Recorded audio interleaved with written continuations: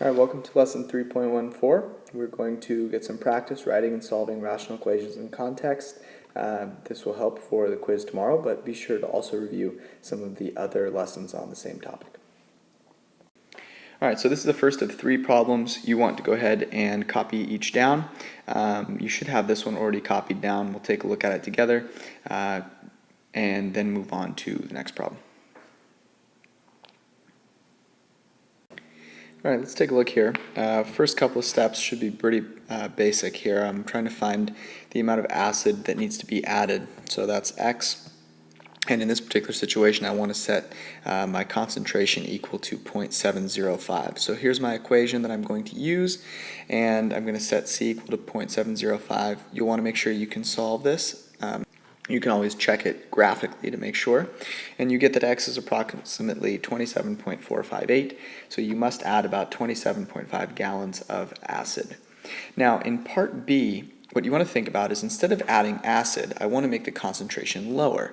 So I don't want to add any acid. Instead, I want to add water. And I want to add that to the total. So my new equation is going to be C of W, where W represents the water I'm adding. And that's going to be 6 over 20 plus W. So now I want my concentration to be below 5%. So this means my concentration must be less than 0.05. So here's my concentration. I want to set this to be less than 0.05. So I will have 6 over 20 plus W is less than 0.05. And then I can go ahead and solve here for W, and I will get that W must be greater than 100. Notice here that instead of an equal sign, I used this inequality here to dictate the inequality that I was told. If I kept the equal sign, okay, let's just imagine what that would have looked like. I would have gotten that W would have to be equal to 100. That would make the concentration equal to 0.05. But I don't want that. I want it to be below 5%. Well, that means that the amount of water I add has to be greater than 100, because when I increase the amount of water, that decreases the concentration, since I'd be increasing the total amount, or the denominator. So it can be really helpful to just put that inequality sign right at the beginning so that I don't have to make that adjustment to write my answer. Right? So my answer will be that I must add more than 100 gallons of water. The interesting thing to note here is that you can actually both increase and decrease the concentration of a solution, either by adding more of the pure substance or by adding more of a substance that is not the pure substance, like water. All right, so there's this problem and then one more problem. You're going to want to write both down, and I will go ahead and post these solutions in about 10 seconds and maybe give a thing or two on some tricky parts of each problem. But you should treat each one as if it is a test question and really focus on getting the correct answer written out on your own.